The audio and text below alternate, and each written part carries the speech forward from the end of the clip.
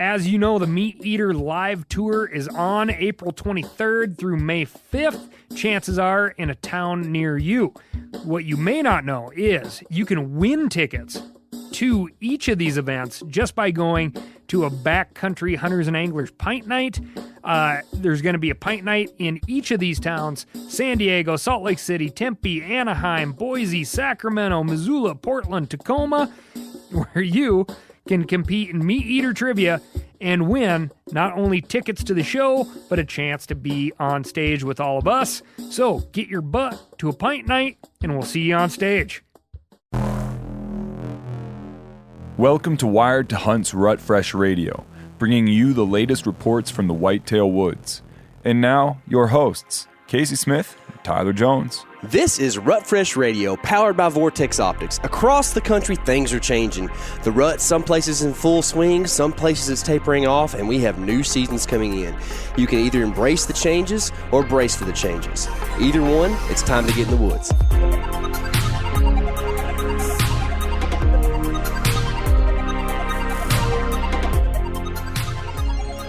Welcome to the Rut Fresh Radio podcast. I'm your host, Casey Smith. Tyler Jones is on the couch here with me, and we have another special, super special appearance of the one and only chocoed deer hunter, Mark Kenyon. What's up, bro?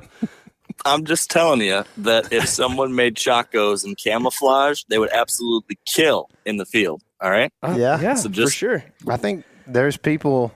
Never mind. No, there's not. I don't know people who would wear those, actually.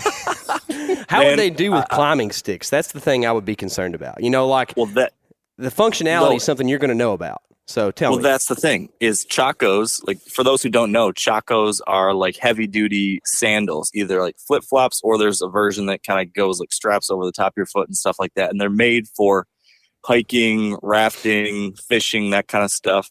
So they actually have a really thick and really grippy sole that you could go like rock climbing and stuff in. So yeah, I can go up the climbing sticks. I can sit up there comfy as can be. I'll hike back 2 miles on public land and I'll out hunt you guys in my sandals. I can vouch that you will hike 2 miles real quick too.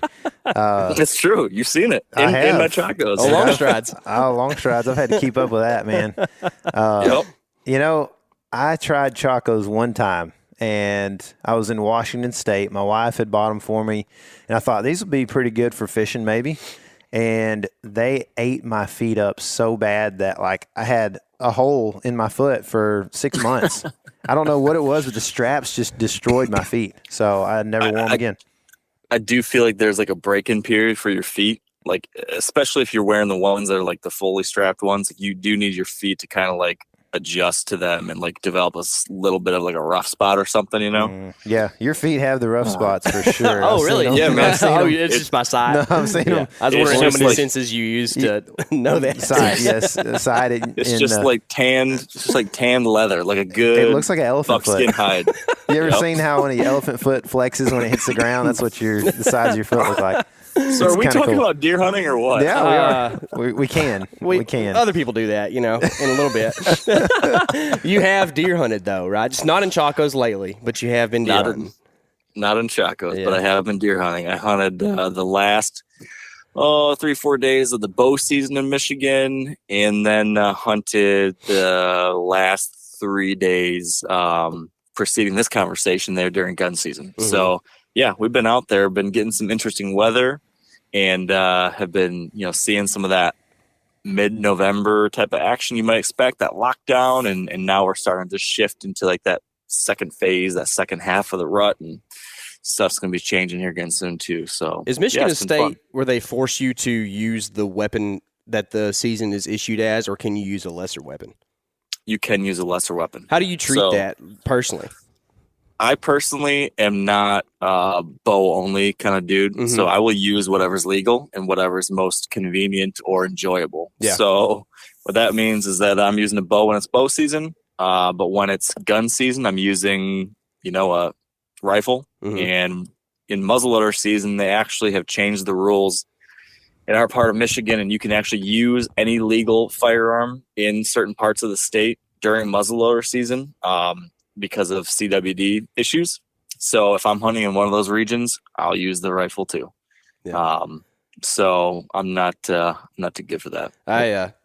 We probably aren't either. I do a lot of bow hunting because I just like being close, but Texas has such a liberal gun season that, if you played by those rules, you'd end up gun hunting for like 3 months straight, So, But I just kind of wonder, growing up, tactics changed drastically when you went from rifle to bow, and I wonder if that's how it works for you two up there.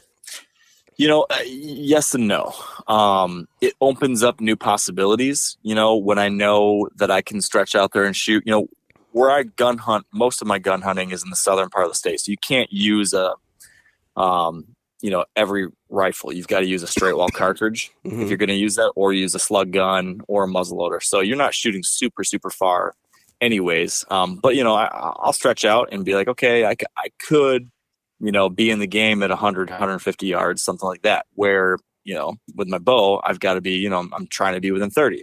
Or 40, whatever it is. So it opens up a few new possibilities for me. But I don't just hunt, some big wide open field in a box blind expecting to kill a big giant buck. If I'm after, a mature buck, it's usually still pushing back on the edges of cover. It's still pushing back in those spots that I'd be bow hunting. But now I'm just able to have a little bit more grace. I'm able to set up in a spot that I have less risk of blowing him out of town or getting winded by other does and still being in the game. Like the poop blind? The poop blind is a good example of that. Yes. And it worked out swimmingly. Can you talk about what does your rifle setup look like for deer? So I've got a couple. I got my Northern Michigan gun, which is just a 30-06.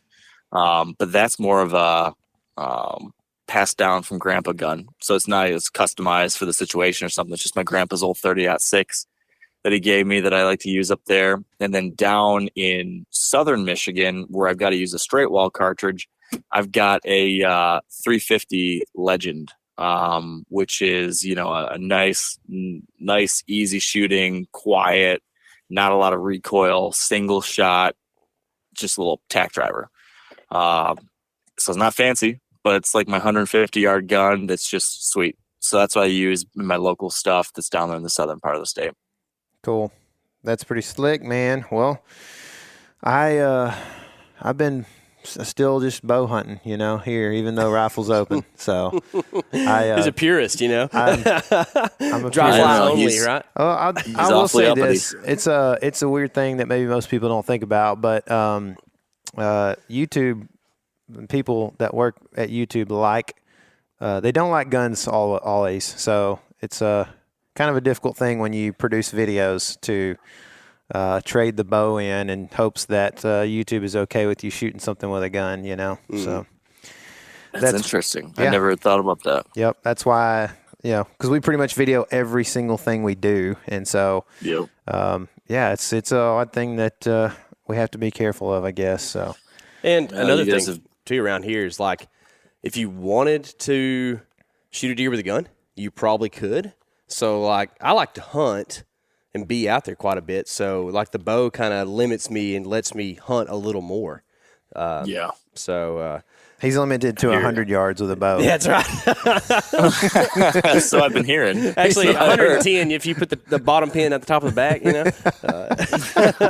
But I get what you're saying. I get what you're saying about the self limits. And, if I was hunting, I don't know, some mega managed awesome farm where there was a whole bunch of shooter bucks and I would be finishing off my season right away if I had the gun, I probably would stick with the bow too. Mm-hmm. But I know for example, in Michigan, I've got a very, very tiny chance of killing a buck that I'm after, even with the gun still. Yeah. So it's still going to be a big chance. Honestly, if I had to bet, with the spots I have to hunt right now, there might be one night in the next month and a half where that buck will come out. And so I'm going to have to be very, very lucky to be there and to have him in range, even with, 150-yard range. Yeah. So, you bring up a good point, man.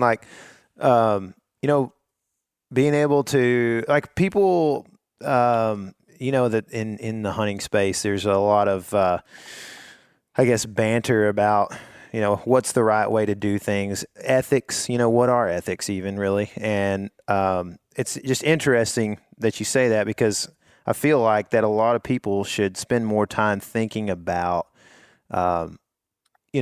self-limiting, I guess, a little bit. Like, what do you want out of the hunt, and how can you manage that with your the time of year you hunt / the weapon you hunt with / the blind you sit in or whatever, and how much time you have. Yeah. I think that's something to think about, right? Like some guys work really hard and get 5 days a year, so maybe it's okay that they hunt with a rifle and or a crossbow or whatever. So or how much meat you have. That's the thing that I'm in right now. I've shot a couple bucks and I shot an elk in September, so I don't really have to go out there and blast one. I can go out there and sit, enjoy, and be kind of picky about what to shoot at, and just kind of enjoy the opportunity. Mm-hmm. Yeah, I'm 100% with you. I feel like, we talked about this in some of our other conversations over the course of this year, but, one of my big goals this year was just to get back to doing what's fun, not doing the thing that I think people think I should do, not doing the thing that other people want me to do, not doing something because I feel pressured for this reason or that, but just going out and having fun. So if that means that I'm going to go to my family deer camp for 4 days and not have a chance to shoot anything really, but, get to do something awesome with my son, well, then I'm going to do that. And if it means I'm going to, whatever else it is, I just feel like this year leaning into that has taken pressure off and made it so much more enjoyable. And because of that, I think I've had, that has maybe in part led to some of the success I've had. Yeah, man. Dude, you're a pioneer in this space, man. And I appreciate you saying this right now, because I think it's you're a leader, man, and it's good for people to hear. I think it's something to think about where, because I actually had a conversation with a guy the other day, friend of mine who shot a deer, couldn't find it, tracked it for 600 yards, crossed another property, got permission, all this stuff, never found it. And he's really bummed out because it's happened a couple times recently to him. And, he said, I just embarrassed, man, people are smoking deer right now and I'm shooting another one that I can't find, And I was like, who are you talking about, people? Because is this Instagram? Because you're only going to see the good stuff, and you're only going to feel these expectations from the people who are, I don't know, talking heads of hunting or whatever, it's like, so again, I appreciate you saying it as a leader in the space, man. It helps people to think about this stuff rightly, I think. Yeah. I think we all just got to hunt our own hunts and have fun and then just stop worrying about all the other noise out there and social media and the media and all that kind of stuff. We just got to get back to doing it for your own reasons in your own way. And man, it's such an awesome thing. It's a shame for all these other outside worries to cloud that. It's fun, man. Ted Nugent says it. You can't do this in France. You know what I mean? That's right. He's right. I'll give him that. He's right on that. That's right. Mark knows, dude. Fellow Michigander. He's all about it, know? He is. Cut from the same cloth, man. That's it. I'll tell you what. My son absolutely loves that song Fred Bear, so we frequently have Ted Nugent top of mind in my truck because we're jamming out. So if I bump into Nugent at the gas station one of these days, I'll always give him a firm handshake and a hug for that. There you go, man. That's good. Oh man, that's cool. Well, you talked about a lot of the opportunities that you've had lately. We've had some opportunities as well, and across the country, opportunities are opening up with the rut coming in the South. It's a pretty exciting time for people, and honestly, I know up in the North Country, it's a good time of year to kill a deer because they start kind of coming off that lockdown and into kind of that postseason type pattern, hitting food sources and stuff. So we've got a few hunters from around the country who are going to give us their report this week. We got Jimmy Shirey in Pennsylvania, Patrick Paysinger in Tennessee, Graham Cronin with a report from Wisconsin, and Daniel Powell from down south in Alabama. He's going to tell us about a big deer he shot down there too. So things are happening all across the country, man, and I'm pretty excited about it. We're about to go hunt with our buddy Clay up in Arkansas. And once we get done with that, we're going to hunt with old Mark Kenyon in Texas, as we've been kind of alluding to here for a few weeks. It's going to be the Super Bowl of the year, boys. I've been looking forward to it for months. It's going to be the peak of our seasons. All right, we're going to top all the crazy stuff you've been doing across the rest of the country, and we're just going to tear it up and wherever the heck Texas we're going. Yeah, you better start eating some spicy food and get a little bit of get your belly ready for it, basically, And I know that also the taste buds, I don't want you to be thinking our ketchup is spicy down That's here. it, dude. You know. No, man. You're. I love it. You want your contact point to be the same on your bow. Like I'd hate for like you to eat a jalapeno and your mouth swell up, and then it be kind of weird. So face stop working. That's right. Your face stopped working. I guess I don't know. I feel like I'm the guy that likes spicy food up here, but you are kind of getting me worried to see if like the baseline, like what's spicy in Michigan maybe is not spicy in Texas. So I maybe am in for a whole world of hurt. I don't know, but well, the taste I'm is excited. good. I can tell you the taste will be good for sure, buddy. man. Yeah. How much? Like mild sauce at Taco Bell, spicy, right? Yeah, totally. That's actually what we use, as most condiments is just the mild spicy. We at every Mexican food restaurant, you get chips and mild Taco Bell sauce. Dude, I gotta tell you this. I don't like to throw Furter under the bus, but Furter gets mild sauce at Taco Bell. I'm not kidding. I'm not kidding. I believe it for sure, dude. Can't wait for him to come home with us. Yeah. So to throw a little hunting kick on it here still, Mark, how many deer have you killed from the ground, sir? Ever? Yeah, or say like not in a blind, just kind of like mano-a-mano on the ground with a deer. I don't know, a handful? Okay, cool. So I don't know if you know that or not, but our hunt is going to be pretty much 100% on the ground, just kind of in the brush. So yes, I'm kind of excited about that aspect of it, and I hope you are too. So I am too. Yeah. I killed all of my deer last year from the ground without a blind. Actually, really? Yeah, but those were mostly with a gun. This will be with a bow, so be a little different. You're gonna look like a Sasquatch walking around in there, dude. In my sandals. Hey, you actually probably could get away with it outside the prickly pear. Yeah, there's this thing called cholla cactus. You ever heard of that? I have heard of it. Yeah. So be ready. It's gonna be fun. You probably encountered some of that in some of your coos deer hunting, I would imagine. So very similar habitat to some of that. So. Yeah, I'm excited, gentlemen. I'm excited too, Mark. Let's get to these interviews so we can get to that hunt pretty soon. Let's do it. This is Graham Cronin with Vortex Optics. Has been out doing some hunting in Wisconsin, his home state there. Graham, what's happening, dude? Not too much. Casey, how you doing, man? Doing well. Kind of getting over the sickness. I think a lot of guys struggle with this, though. You can tell me if you have ever dealt with this, but you almost get run down during November because you're eating kind of junky food and you're out in the cold a lot and not sleeping normal schedule, and it's just like your immune system catches up with you. You ever feel that way? Oh, I absolutely feel that way. I get that way. Turkey season, deer season, I turn into, for lack of a better term, a piece of garbage with just the junk food, energy drinks. But hey, you get through it, man. Yeah, that's right, dude. That Black Rifle, coffee drinks and some Casey's pizza, it feels good at the moment, but it catches up with you, So, oh, yeah, it takes a toll on you after a couple weeks of it. That's right, man. So how has the hunting been up in Wisconsin?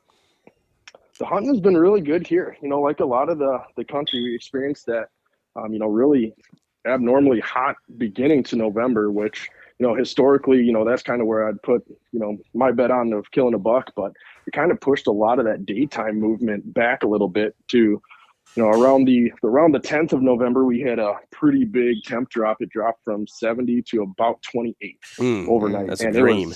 After that, it was like lights on. They were just running like crazy. So it's been pretty hot and heavy here. Yeah, that's cool. So it's still kind of going, huh? You still seeing quite a bit of movement, chasing, and that kind of thing? In the past week, yeah, we've been seeing a lot of chasing still going on. I'd say it's kind of starting to tamper down a little bit. I'd say we're probably getting close to that lockdown phase of it. Plus, our gun season just opened up, and with all that pressure of the Orange Army out there, it definitely takes a toll and kind of pushes down some of that daytime movement. But yeah, it looks good right now. How do you kind of approach that pressure from the gun season stuff? Do you embrace it, or do you kind of not look forward to it? How's that work? Yeah, it's kind of one of those things, it's out of your control, right? It is what it is. So you can either figure a way around it or, you can sit inside and whine about it. So there's definitely some spots where you can find some unpressured pieces and, do all of that. Otherwise, a lot of times I like to bank on, I know what neighbors are going to be kind of doing what in their hunt style. So I can kind of use that to my advantage, knowing if they're going to start pushing deer around and, where those doe bed. The more information like that you can have, you can set yourself up to still be super successful this time of year. Yeah. So our deer drives like a pretty big thing up there in Wisconsin? Yeah. Oh, yeah. That's definitely the popular way to hunt, especially for those guys that are, maybe only hunting that opening weekend where they've got 2 days to get it done. they can't wait for a deer to walk by. They kind of got to force the issue a little bit.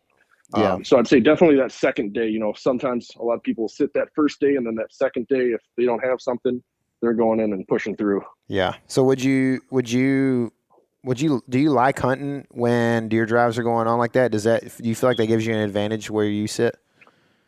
I mean, it's tough to predict what it's going to do because, they could kick something up and you could all of a sudden have, 10 screaming deer running by you, or, they could just blow the place up. You never see anything. And, they could kind of put a damper on that area for a couple days. So it's one of those things, like I said, you kind of just got to roll with it more than anything. A lot of the spots where I go, you can kind of tend to get away from some of that pressure. If you kind of bomb into some of those deeper areas where, the average guy is not going to get into, you can definitely use those deer drives to your advantage. What's the way to stop a deer that's screaming by you? Oh man, just yell hey at it. Or just a slug, that'll probably stop them pretty good. Yeah, those tend to work pretty good too. Yeah, but it's kind of one thing. You got to throw the whole kitchen sink at them to get them to stop sometimes. Yeah. Or, Yeah. If you got the shot and they're running, if you got to do it, you got to do it. There you go. You practice for a reason, right? That's right. That's right. I got a big buck hunter downstairs for a reason. Yes, sir. Let's go. Oh, that's hilarious. So let's talk about maybe a setup or a tactic for whenever there is that big pressure. Are you trying to find like funnels and escape routes whenever that kind of stuff's going on? Or are you just trying to find the thickest stuff you can? That way you're just kind of in a sanctuary, or what does that look like? Yeah, kind of a mixture of the two, and kind of depends on the property. But yeah, definitely finding those funnels where you think that they could run through. And, if you kind of have an idea of, what that party or that neighbor is going to do, you can kind of set up based on that. Otherwise, I like to find some thick bedding cover. I mean, if the does are going to be there, especially with how things have kind of shaken out this year, there's still some hot does running around. So if you can find those bedding areas, even if they're not, pushing deer, there's still a really good chance that you get a buck just cruising by, checking those areas. Yeah. Cool, man. That sounds like a good strategy, and I think you are ready to rock and roll. You still have a tag left, right? Yep. So I filled my archery tag here in Wisconsin, so I still have my rifle tag, though. So I've got, 6 more days of the rifle season here. Yeah. Hopefully we can get it done. Nice, man. That's cool. So if you had to look forward to the next week here, kind of through the Thanksgiving holiday, and had to rank buck movement on a scale of 1 to 10, what would you call it? Yeah, so I definitely think it's going to be slowing down a little bit from what we've seen in the past week, but it's not going to be terrible. I'd put it probably around a 6, just with the gun season pressure, and I think they're kind of starting to get, like I said, a little bit into that lockdown phase. I think they're going to start slowing a little bit of that movement, but, I mean, like I said, anything can happen this time of year. Yep, 6 is a good number, man. I mean, that's a good hunting day if you're thinking about, the realistic terms. And we also call that the Midwest 6 now, because all you Midwesties love to say 6, I think, because you're kind of like barely optimistic, but you don't want to give it too much credit, so it's a pretty common answer. Well, yeah, it's not a complete downer where you're like, I'm not going out, but it's still enough to give you some hope. Yeah, that's like how the Wisconsin Badgers do at the beginning of the season, right? They kind of win a couple games, get you going, and then let you down later, right? Too soon. All right, I'm sorry, man. Grant, we appreciate the report, dude, and I hope you do find some success very soon, sir. Hey, appreciate it, guys. Good luck to you out there. All right, now on the phone, I've got Daniel Powell. He's a realtor from Alabama, and he just shot a buck that I think would make most dudes in most states pretty jealous. How's it going, Daniel? Oh, it's going pretty good. How you doing, Tyler? I'm doing well, man. I'm a little worn out from the hunt this morning, but and it wasn't quite as successful as you've had lately. But tell me a little bit about the buck, man, and what was he doing? I mean, I kind of want to hear about him. He looks big. Now, pictures can lie one way or the other a lot of times, but he looks like a toad. Yeah, definitely around here, we would say he's a mature buck. I mean, we got him scored right now at 167 3/4. Oh, we'll get a opinion on that, but right now, I think he's all over 168 for sure. Golly. At least I'll call 168. Give him what he's got, man. Give him all of it. That's right. And I really didn't have much history with this deer, I tell you. And as far as what he was doing, he was traveling. This dude was a traveling deer after talking to neighbors, because I never talked to any of the neighbors about this deer prior, of course. But once it got on social media and Instagram, 2 days after I killed that deer, my phone started ringing. And it was neighbors, calling saying they had pictures of this deer. One of them that had a majority of pictures was 3 miles from us, and he had them out of October. So that was pretty interesting. But this deer, he wasn't in my life real long. He showed up 2 weeks ago today, and it was the first time I've seen him in 2 years.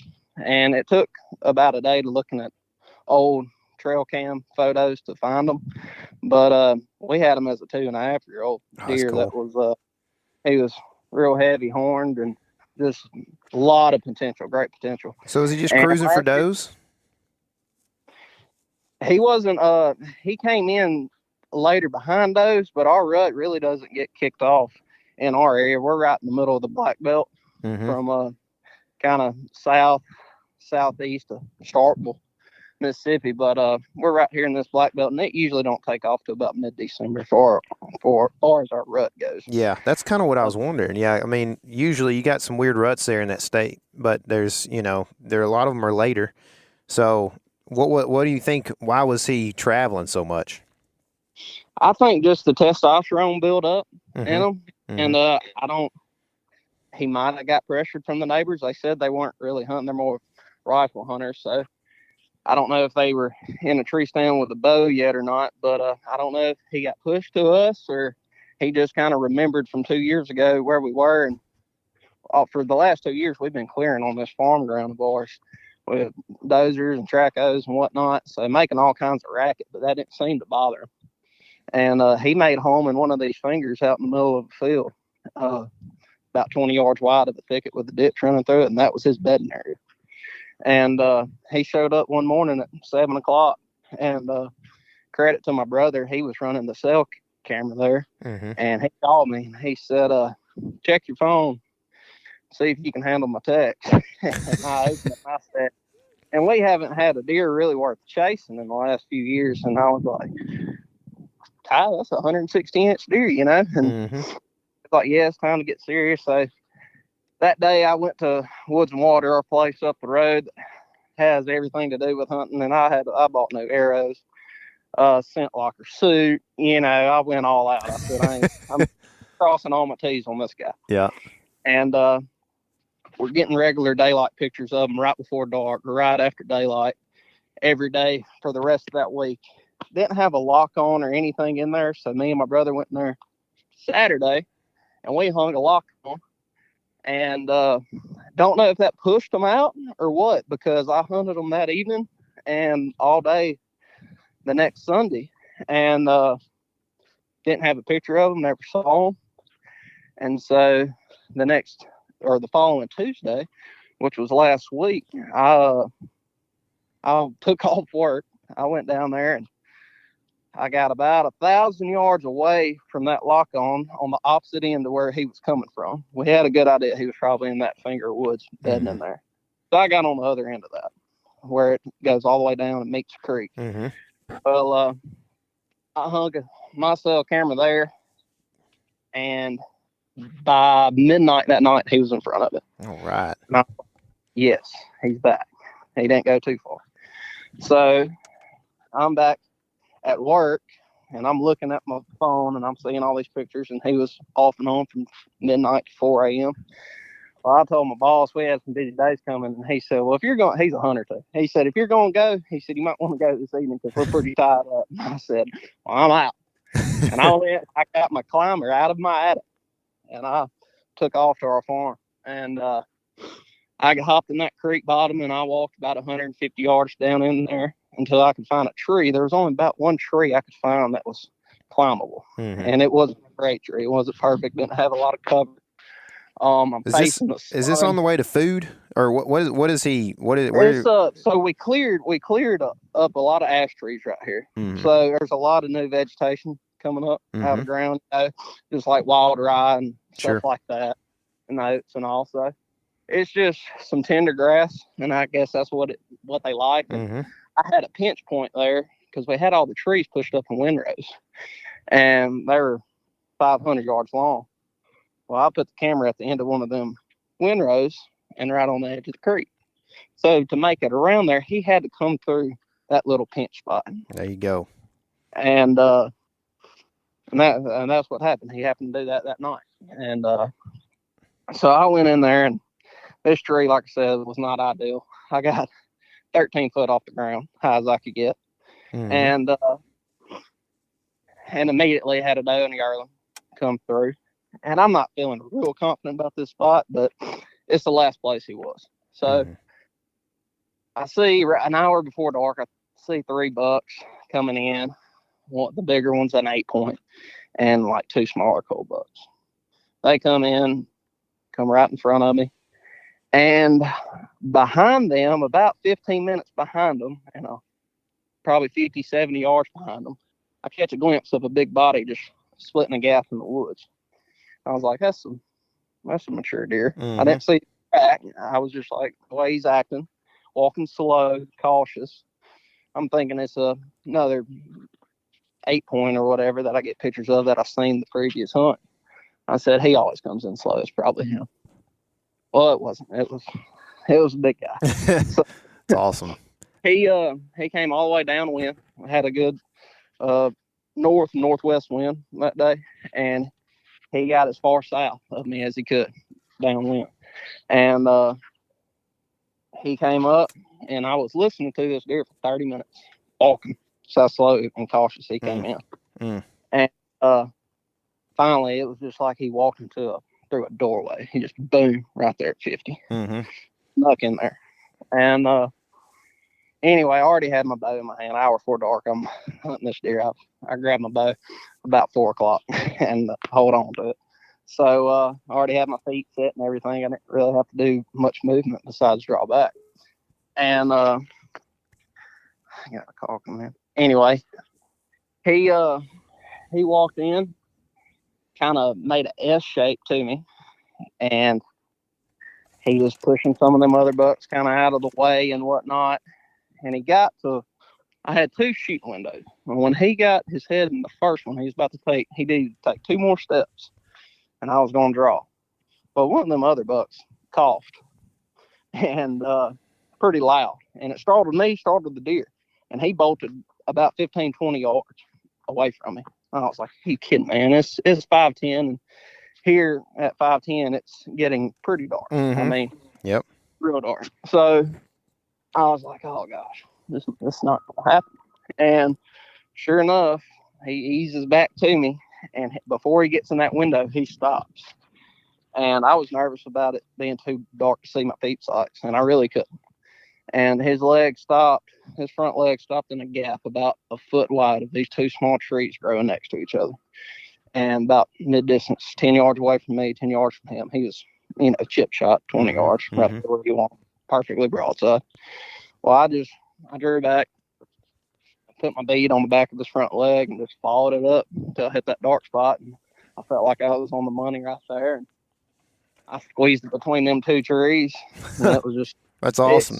It's awesome, dude. It's smoking. And when he took off running, he went up these 2 windrows, and which is out into the open field. And I was like, perfect. He's not even going to make it to the woods. And sure enough, he went 120 yards. And he laid down there. Well, congrats, dude. That's awesome. I mean, so, so you said mid-December is the rut. I guess, coming up here, we're looking at... You'll start seeing that. I mean, I really don't call it rut till about December. You'll just see, some bucks start. Like yesterday, I saw a little buck kind of pushing a doe around, but I don't think any of these does are coming in heat quite yet. You might have some early. So there's definitely good times ahead, though. I think going forward this week, what if you had to focus on something to hunt? Are you hunting like close to a buck's bed like you did? Are you still staying with that pattern, or what are you going to be trying to do? If you have a good idea, he's there, yes. And, hunt your wind always. First thing to think about your wind. Because a buck like that, they smell you or see you. Your chances go down about 50%, I feel like, every time that happens. Sure. So, okay, so last question here. On a scale of 1 to 10, if you had to rank buck movement in this next week, where do you think we're going to be at? This next week, I'd say Probably a 7 to 8, just because it's warming up. We've had some real good cold days, and not too cold, because here in Alabama, if it gets too cold, deer will bed down. Sure, same here. Yep. You won't see much of them. Mm-hmm. But it's been that perfect, high 55 degree, 56 degree days, sunshine, a light frost every morning, and that's my ideal. Awesome. Cool. Well, thank you for hopping on, Daniel, and I appreciate the report, man. We'll be talking to you soon. Absolutely.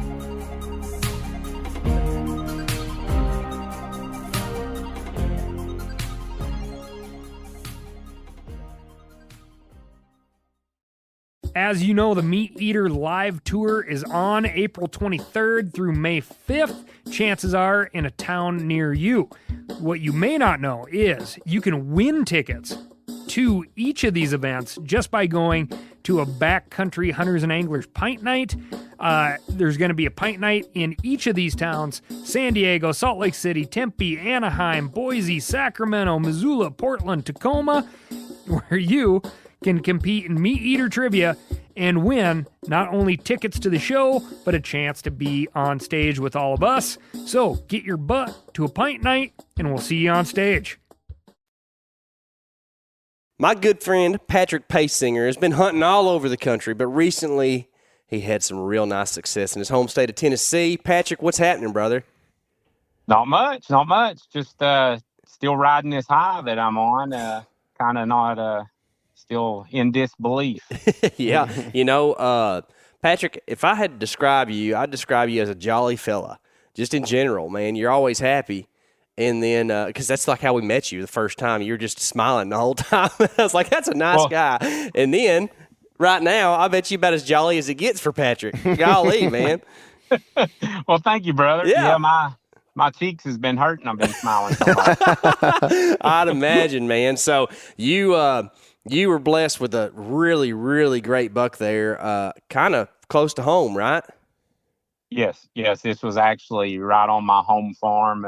Doesn't get any better than that. Over the last 12 years, I've managed this property, and it's went from nothing over 100 inches to where every year I'm getting good quality bucks, and only taking this is the only second buck I've taken in 12 years. Would you call this East Tennessee? Yes. Yeah. Yes. I'm in the point right up against the Appalachian Mountains, not too far from Gatlinburg, Pigeon Forge, 60 miles from Asheville, North Carolina. So is it kind of hilly? Yes. Yep. I'm at the foothills of the Appalachian Mountains, about 3 or 4 miles crow fly. Mm-hmm. This is more of the valley. It is it's not flat, it's rolling. Gotcha. So we do have some hills, but I'm not actually in the mountains. Yeah, and this is kind of similar to our home, where most of the, I guess you'd call it ag, is actually just hay pasture, right? Yes. Yeah. Yes. For years it was 90% hay pasture, cattle pasture. We're getting a little bit more crops going on, but mostly not your good deer habitat. Mm-hmm. So what have you been focusing on as far as hunting deer? If there's no, is there a bed to food source that you're working with, or what are you looking at when you go out and you're trying to kill a deer this time of year? Well, if it's public or somewhere that you can't manage, what you're wanting to look for is acorns, mm-hmm. because we've got a lot of timber. Is trying to find those acorns they're feeding on. If you can find an ag field that's been cut, focus on that. Those are the couple of things you want to focus on. That's where you're going to find the does, mm-hmm. is either cut ag or on the acorns. Yeah. And then I'm assuming you guys do quite a bit of planting food plots and stuff like that throughout the year on different places, and it's no different there at home, right? Yes. Yep. Yes. We typically, I plant mossy oak biologic, and I like the clover, oats, and radishes. Mm-hmm. Never had really good luck with turnips, but especially clover and oats. It just seems like it doesn't get cold enough here. If they hit turnips, it's usually end of February, March, mm-hmm. and a lot of them will rot. So I usually don't plant that. Mm-hmm. And you recently killed what may be the county record there, and I would assume he's pretty close to that food plot there, huh? Yes, sir. I was blessed to kill. He's going to gross right under 180. Woo! 178 and 2/8, and our record previously from 1988 to 2008 was 148 inch. So such a huge jump. Yeah, I've improved the quality, everything here at my house over the years. It's took 12 years, but timber, I've thinned some of the hardwoods down. Let one field that's a couple acres just grow up, basically CRP for bedding and cover. And then next to that, I'll plant the biologic, probably just a half acre. They don't spend a lot of time in there, but it gives them something green, something to eat. And then next to it, the farmer will leave about an acre of standing beans for me. So Gotcha. That's where the deer this time of year ends up, is in the standing beans. That's nice. So this time of year, there's a lot of shifting going on, depending on where you're at. You're kind of on the cusp of the South and in the Midwest there. The rut's kind of changing. It might be getting kind of post-rut. And then also you have some different seasons coming in. And I know you embrace the gun season that comes around and make the most of it, right? Do you change your tactics some whenever gun season comes around? Yes, I don't want in there super tight. I want to give myself a little bit of a buffer. I like that 80 to 100 yards back to give them room. And where this deer was, he was in the CRP, right on the edge of the hardwoods. There was no way of getting in there. So the closest I could get was on the creek with the biologic in front of me, and then the CRP on the other side, sitting back overlooking that CRP. And that was a transition. He was walking through the CRP, would come through the biologic going to the beans behind me. So if I would have been sitting in the beans, I probably wouldn't have shot him, because he didn't get to me until about 10 minutes of light left. Man, yeah, it's kind of late movement there. So as we look forward to kind of like this Thanksgiving holiday weekend type time period, what do you predict the buck movement to be like in Tennessee? I think it's going to be really good. It's going to get a little bit warmer. Wish it was colder. I see that it looks like maybe up in the 50s for a couple of highs. But traditionally, the thing with Tennessee is we've got the 3 stars. We've got Eastern, Middle, and Western. So we're such diverse because we're such a east to west state. But typically, it seems like here in East Tennessee, some of the best rut is from Thanksgiving through the first week of December. And a lot of people get caught up here because they see a 40-inch buck running does the first week of November, and they're like, oh, they're rutting. Well, I typically don't see the big boys from now when I killed until that end of the first week of December. So I think a lot of people's got a good opportunity at those big mature bucks. Good times ahead of us, man. Turkey, potato salad, and all that kind of stuff, and then just get out there and get some big old rutting bucks, man. Around. So if you had to rank it 1 to 10, what would you call it for the next week? I'd say a good solid 8. Woo, solid 8, baby. Let's go. I like it. Yeah. That's higher than my grades in college for sure. That's right. Yeah. Well, cool, man. Congrats on the giant buck, dude, and appreciate the time and the report and the friendship, man. I just can't thank you enough, and it's just cool to see, nice people having fun and shooting deer and just getting out in God's creation, man. So congratulations. Thank you, brother. Nothing like seeing the Creator through His creation. That's right, man. That's exactly right, brother. And very blessed to call you guys my friends. Thanks, Patrick. Yes, sir. We have got Jimmy Shirey on the phone now. He is a hunter in Pennsylvania. Jimmy, what's been happening, dude? It's been off and on lately, is what I would say. Yeah? Lots of deer moving around, and then all of a sudden they quit, or what? There's spotty where I've been hunting. You're on them one day and then they're gone the next, is what I've been seeing. I think it's because you just take time off and go take pictures of those giant elk all the time. I think that's what's happening to you. That could also be part of it too. Yes. Between that and work. Yeah, it always gets in the way, man. Dadgummit. Oh yeah, I know. So it's mid to late November right now. What has been happening in the deer woods up there? Are the deer still kind of rutting, or are they chasing does around, or is it a little different than that? I've been seeing a lot of rutting activity here, especially I work night shifts and we have a lot of ag fields where I work. So there's a lot of deer. So I've been seeing a lot of bucks chasing still. Mm-hmm. And even while hunting, I've seen a few, looking for does myself and passed up a couple bucks here in the last week. Our archery season just ended the past Friday. So I hunted that last week pretty hard and passed up a couple bucks, and I might kick myself in the butt for later. Yeah, dude, it's always a tough choice for sure. What's the weather been like lately? It's been very, very cold the last couple of days. Now, we got a real big snowstorm at the beginning of the week there. Is that very cold Pennsylvania style or Texas style? I'd say Pennsylvania style. I mean, yesterday it was like real feel of like 5 degrees. Oh, yeah, that's cold. That's terrible. For sure. Yeah, it's pretty cold. Yeah, we don't really see that every year here. So when that happens, does that change deer movement much? From what I see, for me, yeah, I definitely noticed a lot of deer, like they don't seem to move as far. I mean, I still saw a couple of bucks that were like kind of like small young bucks looking for does, but I think a lot of the mature bucks kind of definitely hang out with the does, and does don't move a lot from their bedding areas. Mm-hmm. So if you're going to hunt that approach, does it feel like mornings or evenings are better when those deer aren't moving very far? I'm seeing more movement in the mornings is what I've noticed. Mm-hmm. Really? Definitely like first light, the first couple hours, till like 9 in the morning or so, and then it kind of dies off. What kind of movement? Is it like cruising bucks movement or just overall deer movement, like to and from food sources, or what do you think?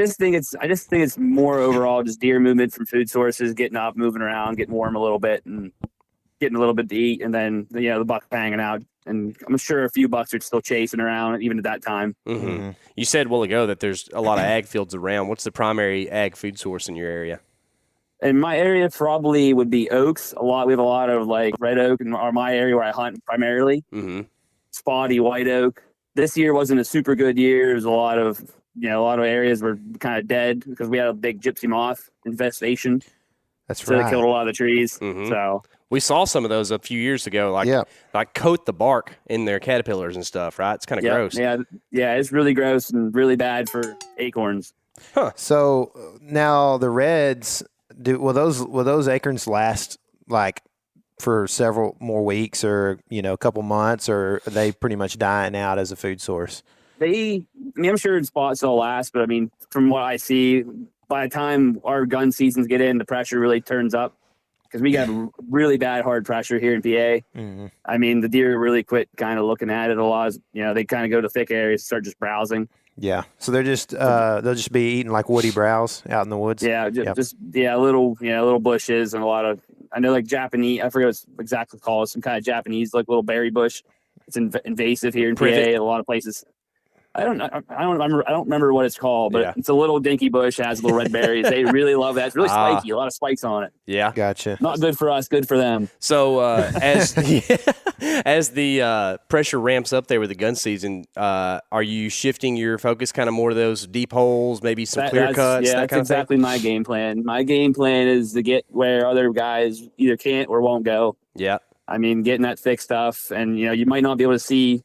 With a rifle, you can't see that 200 yards or whatever, and you're going to see 50, but that's where the deer are going to be, and that's what they got. That's where they're going to be. It's where you should be. Yeah, for sure, man. Cool. So as we kind of look towards this, looking forward to maybe the start of what people would call late season, right? So kind of end of lockdown, post rut type stuff. What do you expect the bucks to be doing mostly? I think here in PA, I think you're going to see a little surge once the first week of rifle ends here next week. Our rifle opens this coming Saturday. And after the first initial burst of people, in the woods, I think you'll see a little burst of rut coming right back. And I think you'll see some bucks cruising around looking for the last few does, and looking for the end of the rut type phase. I think you'll see a little more movement. Is it Japanese barberry? Is that what it is? That would be it. Yep, okay, that'd be the one. So that's what people need to key in on going forward, right? That'd be the one. All right, it's an invasive landscaping now considered or actually banned in Pennsylvania. Well, we had a lot of coal mines. That's what they use. They use the cheap stuff like that, the black locust and that barberry, and they plant that. It just spreads like crazy. All right. Well, it's illegal, but don't tell the plants to the deer. Okay. So, Jimmy, if you had to rank what you predict the deer movement to be like, specifically the buck movement over the next week on a scale of 1 to 10, what would you think it would be? I'd say natural movement a 5 and pressure movement probably an 8. Really? All right. You like the I pressure? think so. I mean, we have a lot of pressure in public lands here, a lot of people. And, there's not a lot of places that aren't, other than this real thick stuff, a lot of places aren't going to be peopleless, I should say. Wow. That's cool, man. I haven't ever thought about the pressure, like, making the hunting that much better. So that's exciting, man. It's a good time to be a hunter in PA, sounds like. That sounds like it. I'm hoping to be anyway. Well, dude, I hope you find a real big one this upcoming weekend, man. Thanks for the report. Yep. Thank you. Sounds like an exciting time to be in the deer woods. I know a lot of you are in despair because the rut is over, but guess what? It's not, all right? Deer season isn't over. The deer have to exist somewhere, and that place is out in the wild country, so you need to get there as quick as you can. A couple things to maybe help you, inspire you, or get you excited, or just pass the time. The Element has a new ground hunting video from Kansas where I'm going to put a stalk on a giant buck that I have a lot of history with. And, man, big bucks just do big buck things. That's all I'm going to say. Also, Tony Peterson has a new video out on camping on a hunt and some of the things you may or may not want to consider doing while you're on that hunt. It's on the Wired to Hunt channel. And the last thing you need to do this week, guys, is to be thankful for the blessings that you have. All right, it's Thanksgiving, good time to think about that kind of stuff. Be appreciative of the creation that we have around us and thankful for the deer we get to hunt and the families we have and the people that are around us that support us and help us do what we love to do. And we want to thank you guys as well for helping us do what we love to do, supporting us with this podcast. And remember, this is Rut Fresh. Keep it fresh.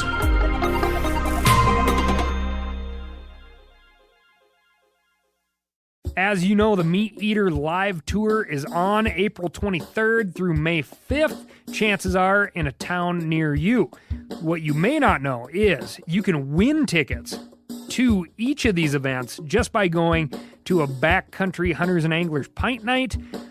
There's going to be a pint night in each of these towns: San Diego, Salt Lake City, Tempe, Anaheim, Boise, Sacramento, Missoula, Portland, Tacoma, where you can compete in Meat Eater trivia and win not only tickets to the show, but a chance to be on stage with all of us. So get your butt to a pint night, and we'll see you on stage.